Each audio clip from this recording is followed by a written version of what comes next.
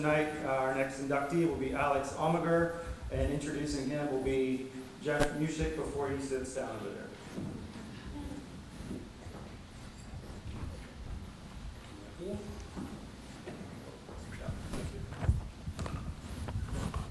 All right, it's my distinct honor and privilege to introduce our next Hall of Fame inductee, Alex Almaguer.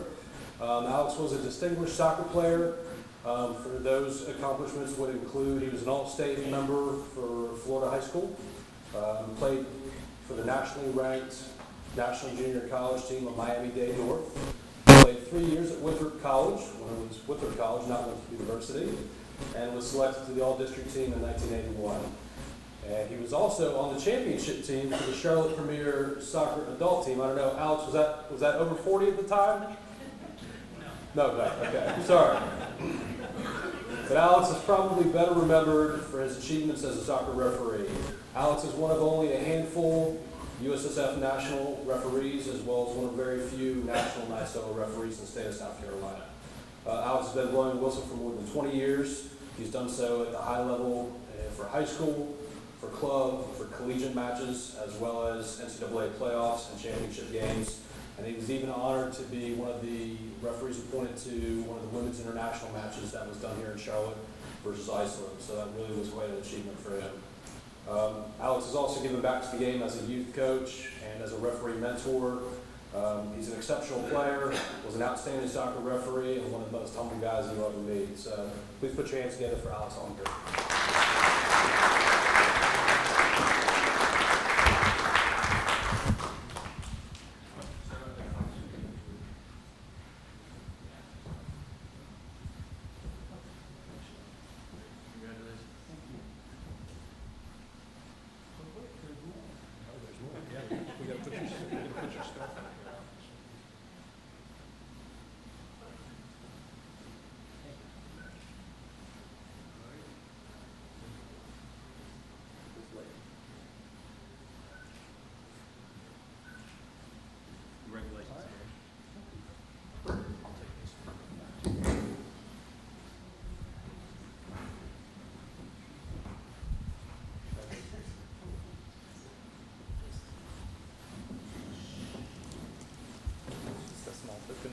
Oh, there's more.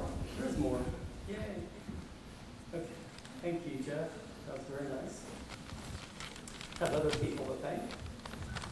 I'd like to thank Bobby and Lauren and Alex for putting up with those years where I was refereeing 100, 120 games a year, plus playing on Sundays.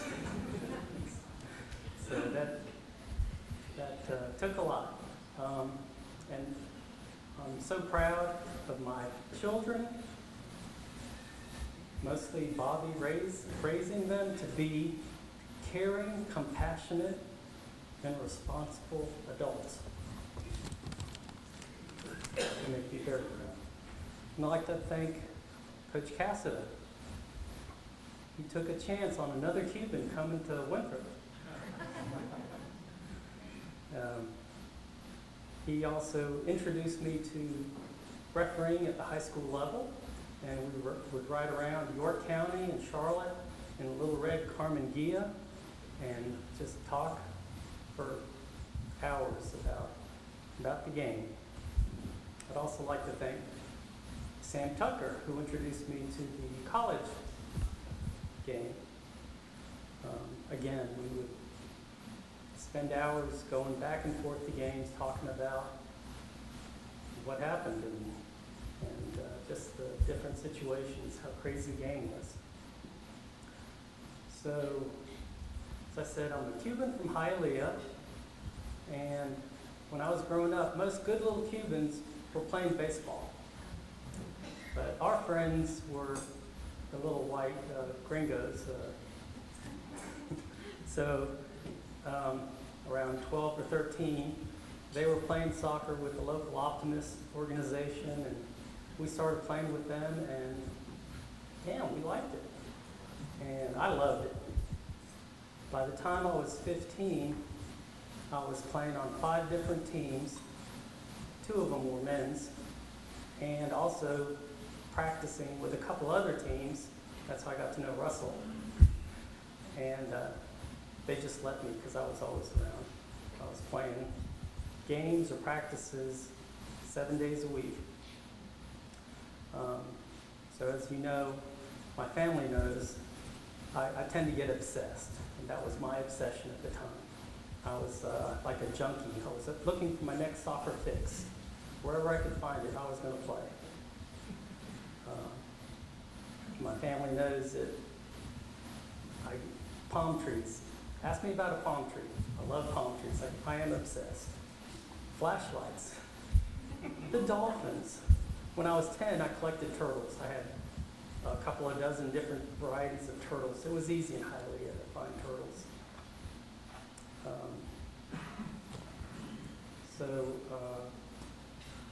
Skipping on, I played soccer.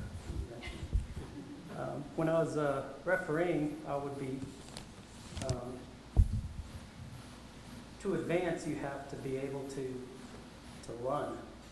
And one of the testing requirements, as you guys know, is the Cooper test, and you have to make times. So there's a long run, and then 2 sprints, a 200 meter and a 50 meter, and you do those 2 times each.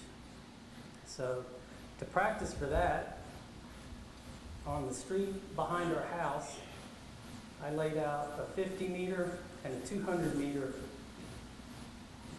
finish line, start and finish line. And at the time, Lauren was 8, 10 years old, and she would do the stopwatch for me. And I would give her a head start because at 200 meters, I couldn't even see her because there was a curve. So she would come down the street so that I could just see her about 75 yards away, and she would yell go, and I would run. And she would run to the finish line and then click the time and get my time.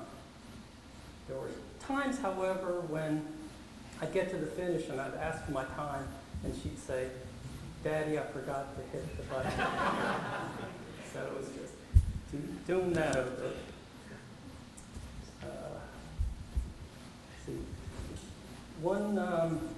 So referees have meetings before the season, during the season, after the season. One of the mid-season meetings that we had for the local referee organization for the college game, our president wrote a number on the whiteboard. I forget what it was, 100, 90 something. And when he asked the group, "Does anybody know what this number is?" And several people guessed. That's how many cards Alex has given so far. That was kind of true. I was not known as a very forgiving or understanding referee. So right after that meeting, I had a game at Winthrop. Rich, you probably remember this one.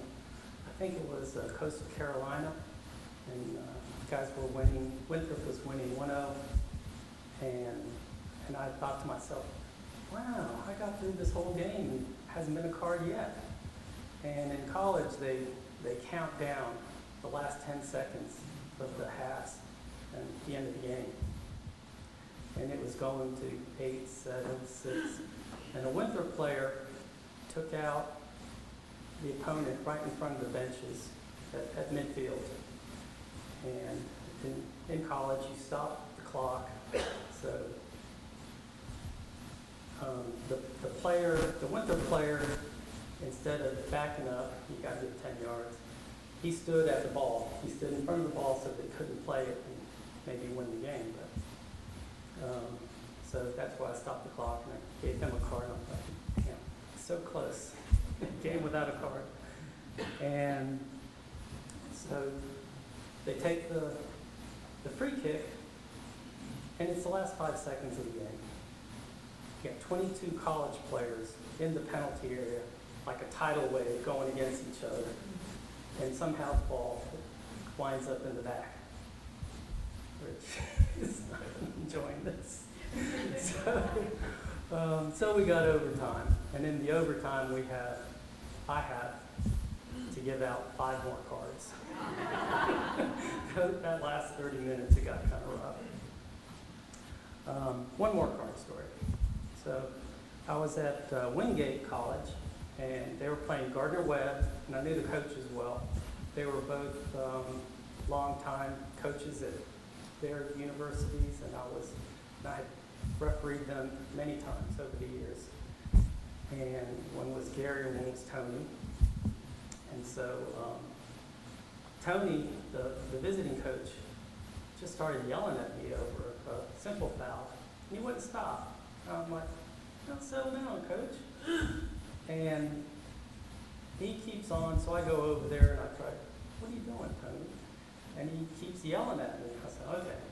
So I card the coach, and he says, and he looks over at Gary, he goes, "You owe me $5. I was a sucker and got there. Okay. And I want to thank you. I was really shocked when you gave me a call and asked me to meet you at the park and said I was part of this Hall of Fame. I really